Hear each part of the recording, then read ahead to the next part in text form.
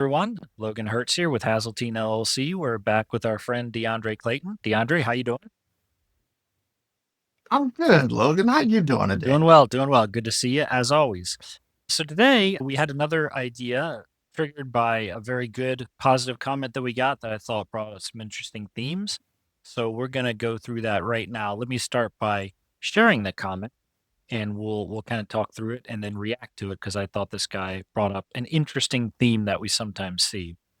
So this is Jaycox 1982 commenting on my video with Glenn Yaney on recycling your capital with infinite banking, and really appreciate the comments as always. So thank you so much for commenting. And he says, always a great job, Logan. I enjoy your content. I respond to say thanks for the kind words. I appreciate it. Anything in particular that stood out in this episode? Then he said, Hasseltine LLC was more so just a reminder / reinforcement of what I need to make happen.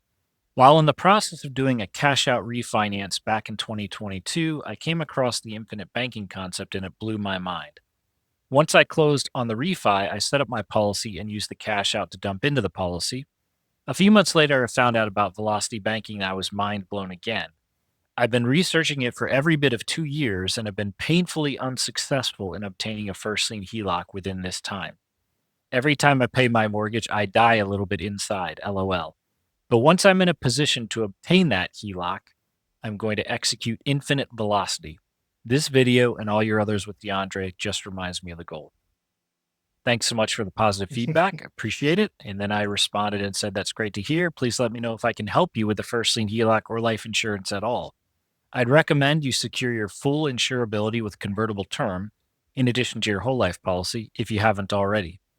I also did a cash out refi with the intention of using the proceeds to fund a whole life policy. I know that may not have been your original intent when you did the cash out refi, but just letting you know others have done it as well. If I had known about velocity banking at the time, I probably would have done a first lien HELOC instead. Keep us posted on your progress, and best of luck to you. And then he says, Hazeltine LLC, yeah, I've been thinking about setting up a consult with you for a while.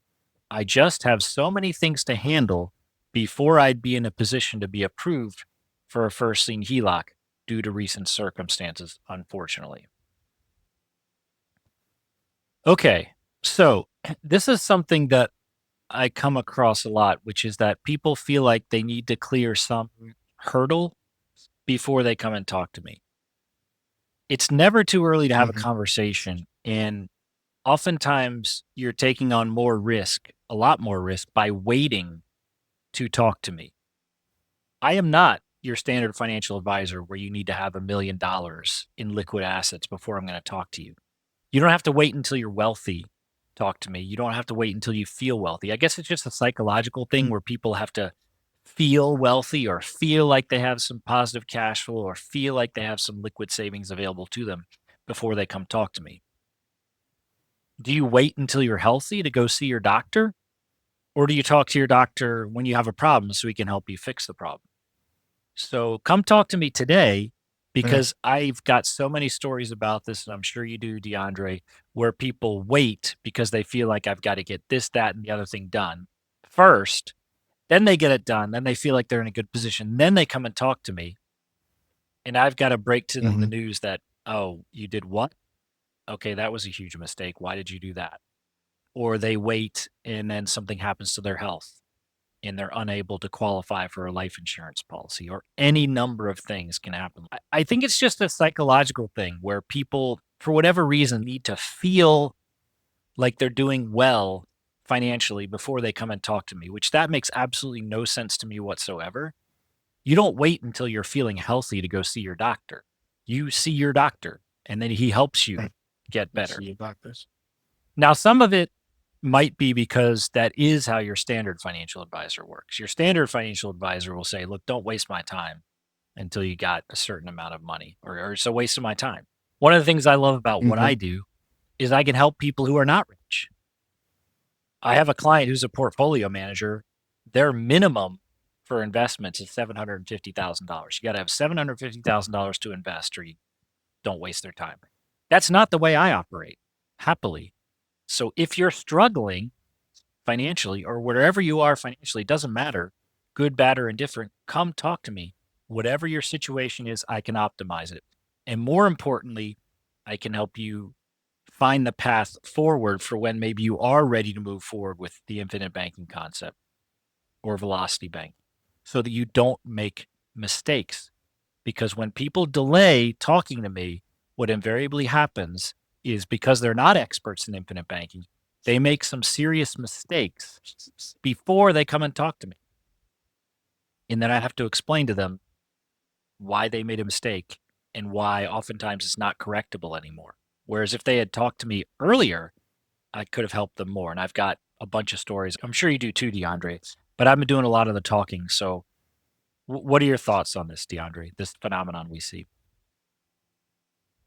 Yeah, I definitely have gone through this before where there are some people who don't wait to see me. They're like, hey, I was watching a podcast of you last night and I was up to 3 o'clock in the morning and I booked an appointment.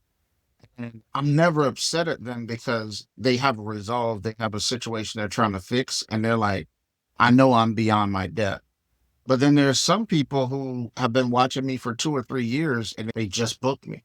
It's weird to me, but oftentimes they didn't have structure beforehand. They get to a point of being able to qualify for a HELOC, or maybe they've messed other things up in the meantime before they got to the point of qualifying for life insurance or a HELOC. For many of them, it's an embarrassment thing where they feel ashamed about where they are right now, Yeah, guys, we are not and making judgments. We are not making judgments on you, okay? yeah, When you go to see your doctor and tell yeah, him you have type 2 diabetes, do you think he's going to laugh at you and say, ha ha, loser? No, he's just trying to help you. yeah, It's the same here. Look, I promise you, I've seen people in worse financial situations than you, and I make no judgments. This boy. is what I do for a living. I don't care whether you have a ton of money or no money. I don't care whether you're up to your eyeballs in debt or you're millions in the clear. Either Mhm, way, I can help you. And the more you're struggling, the more important it is for you to see me now. See me now mhm, so we can set you up for the future. The earlier you see me, the better. No matter what your situation is, the sooner mhm, you book time with me, the better. At the very least, we can have a mhm, conversation and I can provide you some recommendations for optimizing your situation, whether it's time for you to start with larger strategies or not. I cannot imagine we wouldn't at least take out a convertible term life insurance policy. But if you don't even want to do that, at the very least, whatever your cash flow situation is, I can help optimize it. There's no harm in talking to me. And you're right, DeAndre. I think it is an ego thing where people are embarrassed because they're not doing very well. Look, I don't care. Okay. I'm not making judgments on you. We've all been in tough financial situations. I see it all the time. It's okay. I can only help, right? yeah. I think it's very fitting, as you brought out, to focus on all of the other places when you have an issue. How quickly do you go to get those issues fixed before you try to fix them yourself? And in no world do you say, oh, well, my check engine light is on. I could call a shop. I could go to AutoZone. I could call somebody, but I'm trying to figure this out on my own. I think I should. Right. I don't want to be And then when embarrassed I that when I my get car them, is not working. And so yeah, I'll wait until the car fixes itself or I'll fix it. And then I'll take it to the mechanic so I can show them my car is working well. Right? yeah. So I think people apply that to their finances, it would be okay. You wouldn't really run across that issue too often, but because finances are weird, because I do believe it is tied to people's ego. I think how much money they have is tied to their ego. I think how much money they don't have is tied to their ego. I think the way that they spend their money is tied to their ego. You remember back when we were talking about Morgan Housel's book, and you see the difference between a person's savings and what they've amassed. You see where their ego is, right? Because those decisions do show something about you. Now, whether they show something about you or not, that's really irrelevant as far as we're concerned, though. Like, because you're coming to us for a solution. If I was a mechanic and you came to me Me knowing that you are not regular at putting oil in your car doesn't necessarily mean that I'm not going to fix your car. Right. Right. Right now, I may give you some advice that every 5,000 miles, every 10,000 miles, you might want to set a reminder, but certainly don't come to me at 50,000 miles and be like, I was just thinking about when I was going to get the oil in there and I done procrastinated, because part of it is embarrassment, and embarrassment does create procrastination. So it's a difficult problem, but it's Yeah. definitely a psychological issue. Yeah. And to an earlier point that you made, I'm not here to be an order taker.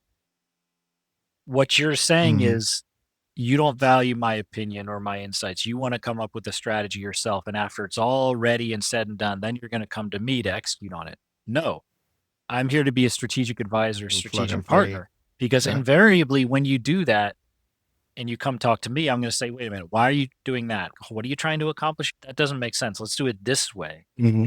And if you'd come talk to me first, we could have built the house correctly instead of you going off and making mistakes. I had a client, we have been checking in periodically over multiple years. And finally, he's like, I'm ready to do this now.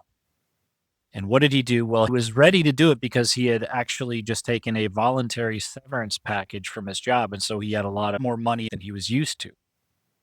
And so he's like, now I'm ready to do this. Yeah, finally, And I was like, wait a minute. So you left your job? He's like, yeah. I said, so you have no income. You're not going to qualify for anything. You have no income. Why didn't you talk to me before you made a momentous decision like that? I'm not saying it was the wrong thing to take the voluntary severance package, but we should have done this back when you had W 2 income that you can show. Because once you cannot show W 2 income, your options now are very limited. And he's talking about buying a car and where should I get the loan? I'm like, you're not going to qualify for any loan. No bank is going to give you a loan. I don't care if you have 5 million in the bank. You're not going to qualify for a loan because you do not have W 2 income. And if you start a business and earn income, they're going to want to see 2 years of income.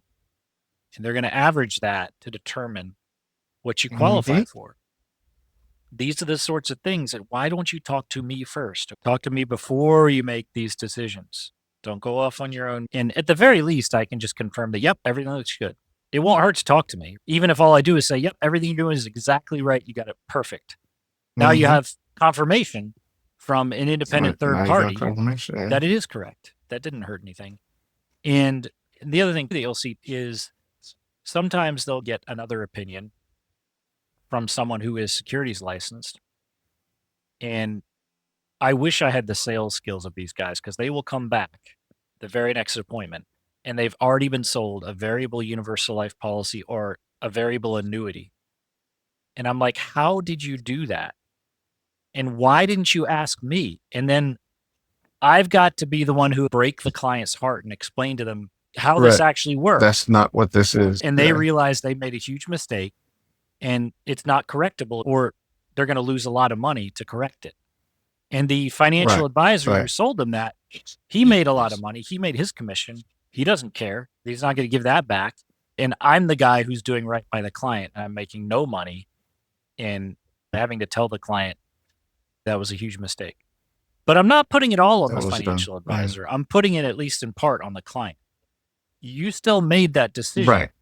Why didn't you come talk to me? Why didn't you ask me? Why did you make that snap decision and get into a product that you clearly know nothing about? That's the other thing when they come talk to me. You clearly do not understand what you've Yeah. been sold. So, yeah, Yep. I'm going to Yep. criticize the financial advisor. You shouldn't be selling that in one appointment. And I wish I could sell like these guys. These guys are amazing. I don't know how they do it. No, they're not good. So we'll give some clarity here. They are not good salespeople. They're using the path of least resistance.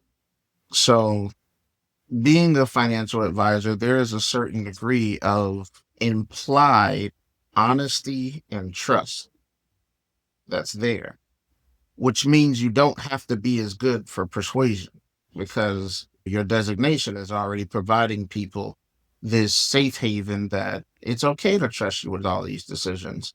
So the person against their better judgment is saying, Well, this person might be more detailed in the explaining of life insurance, like yourself, because you are very detailed, very good at it. But if I go to a financial advisor, I know I'm dealing with a fiduciary. So let me go to this fiduciary, and whatever he tells me has to be more right than the guy who is just an insurance agent. That's just implied automatically simply because he is, not because he conveys himself well or knows what he's talking about. I'll give you an example. I remember when I was dealing with teachers, I'd come across this teacher and she had a rather large amount because her husband had passed. And so she had moved it into this financial advisor's stuff. And she lost a ton of money. But she said, I just wanted to be safe. I want good growth. So I presented to her, would you be okay with an average of 6%? And she was like, an average of 6% is better than losing every now and then. And I showed her an annuity as an option. According to her personality, she's saying that's what I would like. She went back to the financial advisor. The financial advisor told her it was a bad idea, but then he couldn't answer why he wasn't rebalancing her portfolio so that she wasn't seeing the losses she was seeing, but, being able to gain something.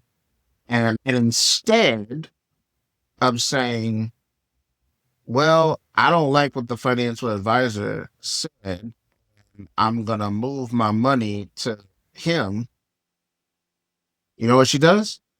She moves the money to Robinhood, all of it. She moves all of the money to Robinhood because I'm an insurance agent, so I can't know what I'm talking about, but I know more about what I'm talking about than the financial advisor in this situation about protecting your money. However, he's still an insurance agent. So I'd rather take my chances trying to do this on my own, is what she decided to do. Um, because of that lack of the fiduciary title, you don't get the implied trust that they get. So it may seem like they're great at selling, but they're not really great at selling. It's just that the client already is predisposed to believe. So Yeah, yeah. I'd correct you on that one. And I want to build solutions, be a strategic problem solver for my clients, not talk about a product. From the client's perspective, you need to tell me what's going on. We're going to go through a fact finding exercise What's going on? so that we can Yeah. think big picture and solve your problems, not just sell you a product. And you're right. What the Mm-hmm. fiduciary is doing is he's going for the path of least resistance. I'm not going to Mm-hmm. change your paradigm. I'm not going to educate you. Just whatever you already think. I'm not going to Yeah. challenge it. Keep And it then I'm simple, I'm stupid. going to give you the Keep it simple, stupid. product that fits into your pre-existing paradigm the easiest and make the quick, easy sale. And the other thing Mm-hmm. that you see is how their clients really don't know what they've been sold. So that guy Yeah. who sold that variable annuity, he didn't know what a variable annuity was. I said, that sounds like a variable annuity, is that because he was trying to explain to me what he had been sold. I was like, is that a variable annuity? He's like, what? And then he had to check the paperwork. He was like, oh yeah, it is a variable annuity. He didn't even know the name of the product he had been sold. Same thing with variable universal life. It's the same thing. They're just told this will get you a higher rate of return because they're already in the return on investment paradigm. And so That's the so paradigm. Yep. instead of the fiduciary actually taking the time to educate the client, instead they just take the path of least resistance. But I'm not putting it all on the Yep. financial advisor. I'm also treating the client like a grown up and saying it's always caveat Mm-hmm. emptor. You need to do your own thinking, do your own research. There's plenty of time to make this decision. You don't have to buy it right here and now. You can take a few weeks to make a decision. That's okay. Don't take years, but you can take a few weeks. Take a step back, leap on Right. it, maybe even get a second opinion. That's totally fine. So Mm-hmm. it reminds me of what Mike Maloney said, which was very insightful. He was talking about estate planning, but it applies here too, where people will meet with multiple different financial professionals until they hear what they want to hear. They're meeting with you Mm. not because they want you to actually take a look at their situation and advise them properly. Advise them. They want you to parrot back to them what they want to hear. And so they'll keep meeting with people That's until they exactly hear, you don't really need estate planning. That's only for rich people. Or you can do it super right. cheap and easy this way, and that's just as good. That's what they want to Right. hear. And so when someone tells them That's that, true. they jump at it. And these fiduciaries, I think, do the same thing. You'll get a higher return. You don't need to worry about that. Here it is. So with Yep. that particular client, he views me as an order taker. He's like, I've got 50,000 parked over here. We're going to do that for the whole life. Why 50,000? Where'd that number come from? How are we going to structure the whole life policy? What's it you being used for? Let's back up. How does this fit in your overall paradigm? You're just throwing arbitrary numbers at me that came out of nowhere. And you're not the expert here. I am. And so we are talking about a fixed Right. indexed annuity potentially because he had money in a 401k that he had to roll over. Peter Nelson and I Right. showed him a fixed index annuity that he liked. And then he went off, met with his financial advisor, and did the variable annuity without talking to me about it. You know why he did the variable annuity, D'Andre? You know why? Because it had Well, protection to the downside. So in this variable annuity, apparently, if the market crashes more than 20%, you only lose 20%. Well, in the fixed index annuity, you can never lose anything. 0% is your floor. He had the idea, gosh. probably from that fiduciary, that when you take out a fixed index annuity, you have to pay premiums for multiple years. I'm like, what are you talking about premium? There is no premium. It's an annuity. You just take the money and move it into the fixed index annuity. There's no ongoing premium payments. I have this conversation more often, and that client is just deer in the headlights as I'm dropping these bombs and he's realizing I just made a huge mistake. A I huge just one. made a huge That's a mistake. big, that's a big boo boo too. That right there is a huge mistake. Because I mean, Why I didn't you talk to I me? try my best to. Why didn't you talk to me? Yeah, that's crazy. That's crazy. Yeah, a variable annuity, So man, come talk to me before. Talk to it's me now. rough. Maybe you're Yeah, not ready to do anything yet. That's fine. It's just a conversation. You can avoid so many mistakes if you just come and talk to me. We have a conversation and tell me about your situation. Yes, I am going to ask some questions. I need to understand your situation, what you're trying to accomplish, so I can then explain to you what you might want to do and avoid pitfalls. Unfortunately, people will make big financial decisions so that they can come up with some capital and then they come talk to me. Well, maybe you should talk to me before you did that so we can determine the right way to do it. that's, And this is reminding me of something else, which comes from our mutual friend, Peter Nelson. So, Peter came up with this. So, this is for Nelson Insurance Advisors, is Peter's agency. So, it is important that we get together to discuss strategies that will benefit you. Keyword there is strategies, not products. We're not talking mm, about products, mm-hmm. strategies. And I'm going to educate you so you understand why we're doing these things. It's never just a product sale. Please use this list below Right. as a guide for times that will be beneficial for you to be in touch with me. It will also be to your benefit if you contact me as soon as possible after any of these events happen. Now, I would say before, before. Contact me before you make this decision. Do you talk to your doctor after after some negative health event happens, or do you talk to them when you start feeling the symptoms? Do you talk to your doctor after you have a heart attack or when you first start feeling chest pains? Talk to me before. You should call me if, number one, you go into debt of any kind. Number two, you change jobs. Number three, you retire or consider retiring. Number four, you receive an inheritance. Number five, interest rates go up or down in a Mhm. substantial way. Number six, the stock market goes up or down in a substantial way. Number seven, if you pay taxes on your Social Security. Number eight, if you have to pay alternative minimum tax, AMT. Number nine, you get married. Number 10, you get divorced. Number 11, you have a child. Number 12, you buy a home. Number 13, you start a business. Number 14, you win the lottery. Number 15, you have a catastrophic illness such as a heart attack, stroke, or cancer.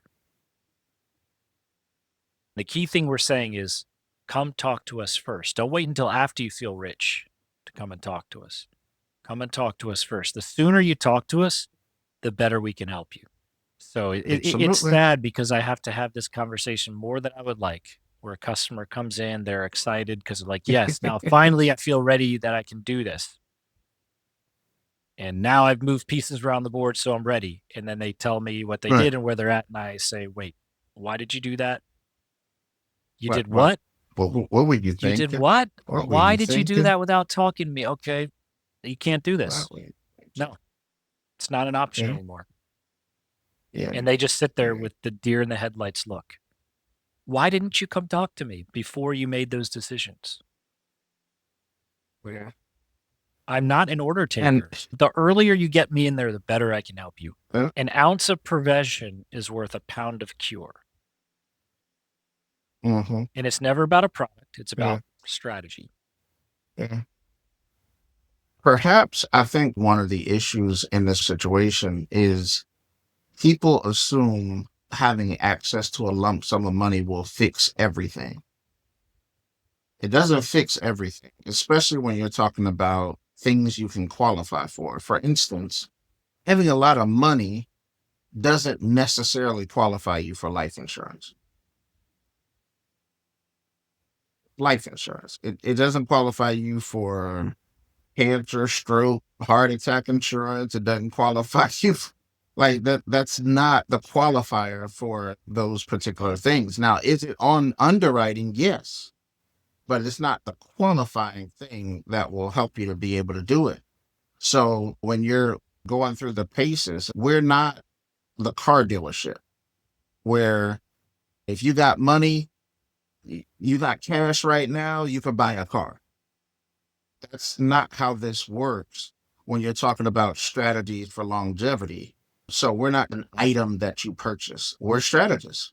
And with strategy, time is of the essence with every strategy that you put into place. When it's put into place, how long it's going to be put into place, what problem does it fix? Because if you waited 3 years to meet with me, there were 3 years of problems that I could have alleviated, Exactly. right? And Or there's three alleviating those years of problems problems, that you may have yeah, created. and alleviating those problems doesn't require money. It just requires making the right decisions. Right. That's all. It just requires making the right decision. Yeah, absolutely. Which is ironic because it's one of the most eye opening things for my clients when it comes to the HELOC appointment. In particular, it's like, oh, yeah, we had enough income. We had enough this. Our credit was good enough, but we just didn't wrap our head around the concept completely. So we didn't book you until we wrapped our head around the concept. And then we still have questions after we wrapped our head around the concept. And that time when I do like a retrofit. So the amount of interest that you paid in that time is this. You could be done paying the house off. And they're like, oh, I was on track to being able to pay the house off in 2 years, but I waited 3 years to talk to you. Yeah, you set yourself back five technically. It's just Yep. it's and the amount of interest is absurd. And what you could have put it into, what you could have did with it, it makes people's stomach sick to, after they realize it. Why would you wait to get good advice? There's never a bad time to receive good advice. Mm, And you yourself are not qualified to figure this out on your own. And even if you were, it doesn't hurt to get someone to acknowledge that, good yes, what you've advice. done is Yeah. correct. I was in the consulting space for over 10 years. The executives there know their business way better than me. They're way smarter than me. They're way more successful than me, but they still use consultants all the time because they understand the Yeah. value Yeah. of bringing in an outsider to come in and look at their business and make sure it's running as smoothly as possible. Right. Hmm. Similarly, let me take a look. If you wait, what you're saying is you don't need a financial advisor. You don't need a strategist. You can figure it all out on your own. And you're just going to come to me after you've already made all the important decisions and you're going to buy a product from me. That's not how this works. The sooner you get me in there, the more I can help you. It's as simple as that. Just like anything else. When you look at the lost Yeah. opportunity cost of starting your whole life insurance policy, even 1 year later, it's six figures. It's It's, massive. yeah. And if you're not ready to start a whole life insurance policy today, that's fine. We don't have to. Let's have the conversation. The other thing I would say to that person is, why are you self selecting out of the process? How do you know you're not ready for a whole life insurance policy? I bet if I take a look at your finances, I can find a way to optimize it. Now, maybe you're not ready. I'm not going to push you into anything. That's another thing. Right. I understand people are worried about high pressure sales. I understand that because there are a lot of financial professionals aware. If you meet with them, it's going to be a high pressure sales pitch. And I get that. It will not be that when you meet with me. There will be no pressure at all. So if you're worried about a high pressure sales pitch, I totally understand. And I totally understand why you might think I might do that because a lot of people do. I will not do that. It's just a conversation. But you are making all these judgments in your head that you're not qualified to make. You say, I'm not ready for that. How do you know you're not ready? I Let me come yeah. take a look at your financial situation. I have saved people thousands of dollars by changing their car insurance, by changing their health insurance, by optimizing their debt pay down, by optimizing their housing payment. I bet you I can find a lot of money. And I'm not then going to pressure you into starting a whole life insurance policy, but What I'm it always is. going to ask the question, why? You're just saying all these things like they're dogma. I'm not ready yet. Wait a minute. Ready for what? What are you not ready for? I'm not telling you to take out a whole life insurance policy. I'm just saying, let's have a conversation. Yeah. Are you not ready for that? And if you're automatically excluding yourself from these possibilities, you're self limiting. Don't do that. That's a bad mindset to have. But my question to you would Mm-hmm. be, well, why? Because then you'll also get the opposite, D'Andre, as I'm sure you have, where someone comes to you and they're like, I'm ready. Here's what I want to do this, this, this, and this. Wait a minute. Why? Yeah. Where'd you get that idea Why? from? Yeah. Why? I'm ready for a whole life Yeah. insurance policy. It needs to be designed this way with this company. Okay. Why do you think all that? Where are you getting this from? Yep. It's funny you say that. I had to talk a client out of doing business with me because I don't like clients who are equally engaged as I am. So they saw me on the podcast and was like, "Oh, it's D'Andre Clayton." And first thing that came out of his mouth was, "Man, I'm just happy to be speaking with you. Whatever you tell me, I'm going to do." And I said, "Let's back up. That's not what you should be saying." I said, "All of these are your decisions, not mine. So I can provide you some insight around things, but in no way should you be like, whoever it is in front of me, he's making every decision for me and I'm just rolling with it." I said, "No, you got a responsibility to your family. I don't. So we need to collaborate on this, not you just take whatever I tell you." And sure enough, I just didn't do business with him because he was too excited around me and he may hurt himself because he's not in the process of also putting on his thinking cap to work alongside me, so that this is an interactive experience and not just him taking orders from me. So you're right. There are some who are ripe and ready and they've been studying you so long and they love you. And then you get them and you're like, but you're not ready for nothing. Nope. I'm not touching this. Right. So Right. And what it's D'Andre interesting. is pointing out is what I said earlier, that this is not going to be high pressure sales. So that's something I should have brought up earlier. I think that maybe is another reason why people are a little hesitant to meet with us because they're afraid it's going to be a high pressure sales pitch. And I totally understand Mm. why people would not want to be subjected to a high pressure sales pitch. This will not be a high pressure sales pitch. If anything, it's going to be me talking the client down a little bit. You want to do whole life insurance, you want to do infinite banking. Awesome. It's a great strategy.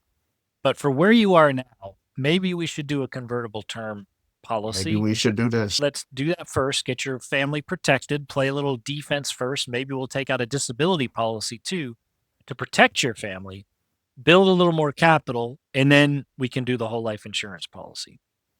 The more information you share with me, the more I can help you. You don't have to tell me everything about your financial life. I'm not going to pry, but the more information you do share, the more I can help you optimize your cash flow and get in the right situation. And it's more about mindset than anything else. D'Andre and I, when we're talking to clients, I'm never going to turn someone away because they don't have enough money or because they're up to their eyeballs in debt. I've talked to people who are absolutely up to their eyeballs in debt. I didn't turn them away. It's never too early to have a conversation. I will only turn you away if you do not have the right mindset. And that really is just Mhm. more about respecting my time and my opinions. You don't have to listen to me, of course. Make your own decisions. If you decide not to follow my Make advice, your own that's decision. totally But fine. It's very rare that a client does everything that I suggest to the letter. It's usually a conversation, and they're going to listen to my guidance and they'll probably follow it to a certain extent, but invariably, Hmm. it's going to be an iterative process and there's going to be some nuance because my clients don't think exactly the same way that I do, right? Right. Absolutely. Absolutely. So there's a lot of money to Yeah. be made in this business and in any business by telling people what they want to hear and giving them what they want, as opposed to taking a step back, examining it, thinking big picture, and helping them with what's best for them, as opposed to what they want. Because I don't have to contradict them and say, no, don't do that. I'll just say, okay, why? You say you want to do X, Y, and Mm. Z. Why is that? Like, what are you actually trying to accomplish? And maybe they haven't thought that through. And if they have, I can maybe find a more efficient way of accomplishing the same thing. Mhm. Yeah. Oftentimes on my second appointment, I send questions that are related to why they want to make certain decisions and how would they feel after the decision. Because I want their mind to start working on that now before they get into the appointment so that they know what to expect, that this is not just them telling me what to do, or it's not just me telling them what to do, but how do you feel about debt? Whatever financial decision we put in place today, what is it going to teach your children? I'm trying to get them to think about whatever story they're creating because I think finances is a book, right? We have our own financial journey and we open up. I do believe that in every financial journey, if possible, life insurance should be the binder. Other people say, well, I can't see a use case for life insurance. Those are investment guys who say it all the time. But besides that, there's other pages. The type of home you live in. What are your future goals as far as your work? If you're at a job and you got a pension, are you trying to optimize that pension by climbing the ladder to create a better situation for your top 4 consecutive years? What is your story, right? Yeah. By And the why are way, you doing that's this? Why that did you book me? that's a really good one because I think you and I both had this experience where people will say, I just lost my job. I'm in between jobs. Let me go get a job first and then come talk to you. Wait a minute. Why don't I help you find a job? I've helped clients find jobs before. Right. I've Come I've talk to me clients get today. hired before. Let me see your resume. What are you trying to accomplish? I bet I can help you find a job. I can help you get a side hustle. I can help you decrease your expenses, optimize whatever cash flow you have. Let's do that now. Not the time for a life insurance policy. Yes, I Yeah. know, but let's do that now. If I can save you Yeah. money on car insurance, you should want to do that more now you have no income. If I can save you money on homeowners insurance, you should want to do that more given that you have no income. So come talk to me now. Don't wait until you have a job. Gotten several people jobs because my network has staffing agencies, recruiters. So that's really a good point. It- you will never get anywhere if you keep all your thoughts to yourself. Putting your thoughts out there. I remember at one point, me and my wife were looking for an SUV, and everybody who knew that my wife liked that SUV, they would just be like, I saw 5 of them today. They would just tell her, I saw one that was, oh, it was a pretty color. It was this, it was that. And so oftentimes when you hide your thoughts, you also hide the people who may be able to assist you. So when you postpone an appointment, that time period may be longer because you had to use your own feet Right, and you right, didn't use the credibility of others who might right. have somebody who can get you a job Yeah. or who might have somebody who can do other things for you. Why would you try to lift a heavy So weight that's a good yourself point. if three other people can help you lift it? Why would you do that? Another example would be That's a good before you point. sign up for your benefits elections for work, come talk to me. I can probably help you with that. What Mhm. benefits are you taking? Let me see Yeah. your group benefits you have at work. I might be able to help. I might be able to do better than what you're getting at work. Yeah. And it doesn't I'll hurt. It I'll didn't tell you, hurt you to let me look at it. this is my favorite story in my entire career. And I did not make money off of this client. I met a client in year 25 of her career, and I was helping teachers at the time. I live in North Carolina. So the job she had was only paying her 25,000 a year. So She says, well, DeAndre, I think I could afford $50 a month to put into my 403B. And so I said, that won't be necessary. She's like, I thought that's what you came here for, to sell 403Bs, right? So I said, well, no, that's not what I came here for. My first section is pension optimization. And so I said, I'm looking over your pension and how many more years you plan on working? She told me 5 years. And I said, are you sentimental about staying here? And she said, well, I love the kids, but I just need to survive after retirement. So I said, your top 4 consecutive years is what your retirement is based off of. So let's go to nc.gov and apply for an administrative role at another state department so we can continue having your state pension to continue without any interruption, but it be a job that'll pay more. Ended up applying for the job. She got hired 3 months later.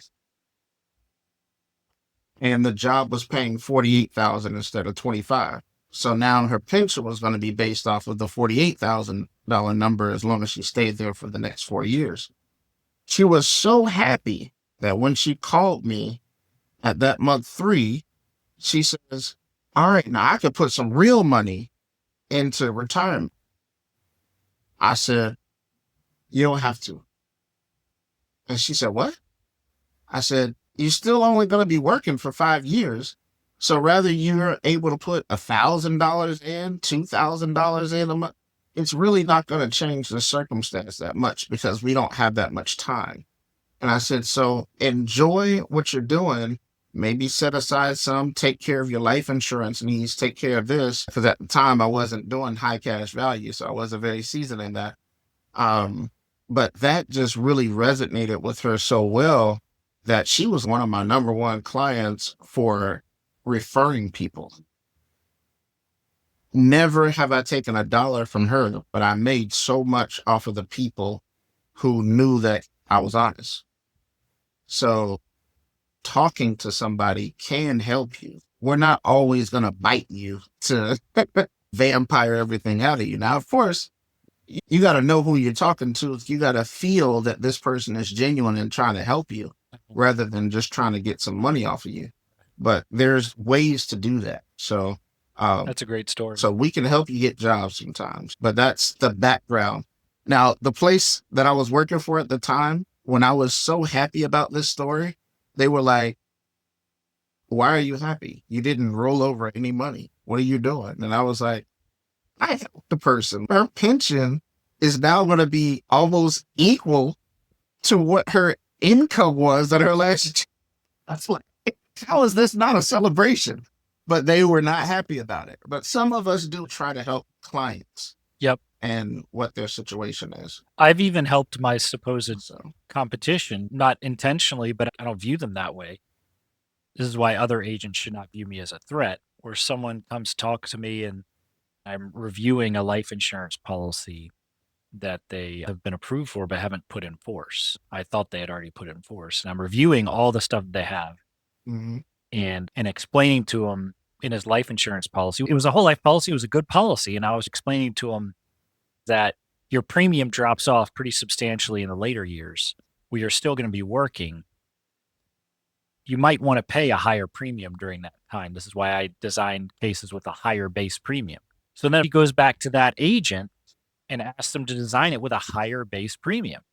On his disability policy, he said he needed more disability. And I said, send me what you have. And he sent me the disability policy he already had. And I said, you have a purchase option on your policy. You can exercise that purchase option. You can go back to the Mhm. agent who sold you that policy and exercise that purchase option and add more with no underwriting. I didn't make money off of that. Mm. The other You ain't make agents money did, off of it, but but I helped them out. yeah, With Brad Owens, when we look that's at awesome. people's health insurance, whether you get it through your employer, whether you have nothing, whether you get it on your own, whether you have health sharing, oftentimes we can help you make a better use of what you already have. Because usually people don't really know how health insurance works. It's very complicated. Mhm. And so oftentimes we don't even sell you anything. We just help you make better use of the benefits you're already getting through your employer. right? Oftentimes your employer is giving you benefits you might not even realize you have, like health advocacy, or we can just help you to understand better what you have. Because pretty much every time someone comes to talk to me about life insurance and they already have some life insurance in force, yeah, I can help them to understand what they have better and make a better use of it. Hmm. Absolutely. The moral of the story is talk to us sooner rather than later. Don't wait until you have extra cash flow. Let's talk now. I can help you today. Maybe it's not time for velocity banking or infinite banking. That's fine. I can still help you get you set up and avoid you making big mistakes that you probably don't realize are mistakes until it's too late, right? Yep. Anything you want to say in Absolutely. closing, D'Andre? Don't procrastinate due to shame. We all have some family that may not be doing well financially. Um, so we already know what that's like. Not everybody is born with everybody around them being rich. So it's okay if you're not quite where you want to be yet. If we could treat our own family members the same, despite whatever financial situation they may be in, certainly we would do the same to a client. So get advice early. Advice is not as expensive as the lost time and also the frustration. Because oftentimes I think that's probably the biggest part that I've ran into. If a person waited to book an appointment with you for 6 months, and I've just been banging my head against where to find somebody who does this. Well, you should have just booked the appointment. I could have answered that question. You could have saved your mental energy so that you didn't have to worry about who you need to talk to, how this can be done, what if it makes sense in your situation. Don't waste time because of your ego. Right. Drop the ego. It's okay, because what's worse is after you've wasted time because of your ego, finding out once again that you are at square one because of the mistakes you've made. The path you took was a scenic route to your goals. Because I've definitely seen that happen as well. People want to qualify for this and they're waiting till they get completely out of debt before they get into this. Actually, we might have been able to help you to lower your utilization so you could qualify and get to these spots earlier. And then you do what you want. Now we can really start huge snowballs and different strategies. Same thing goes for life insurance. You could go into the hospital tomorrow. You could literally trip and fall and have had a traumatic head injury, and all of a sudden, all of the time you are waiting is for not, it's for nothing. You've given it away. So just realize that that's what you're giving up, these things, because of you ego, that you need to be perfect before you see an advisor. You don't need to be perfect. You just need to be human and want to progress. That's the number one thing. Do you want to progress? And are you willing or coachable or teachable? We're good. Outside of that, I don't need to be perfect. I don't even need you to be perfect while I'm coaching you, No, no. Do you to wait? be honest Do with you you. wait until So, you lose 40 pounds to see a dietitian, or do you see a dietitian today? Same thing applies with finances. D'Andre and I mm, are not your standard financial advisor where we need you to give us $1 million in assets under management or don't waste our time. Not that sort of guy. We are not order takers. This is not a product sale. I'm not a life insurance salesman. I am a financial efficiency coach. I am a strategist. Come talk to me before you make any of those decisions, and we can lay out the path over the next few years for you to get to where you want to be. So don't wait to book time with us. Thanks so much for your time, D'Andre. Really appreciate it. Look forward to the next one. you as well, my friend. Always a pleasure.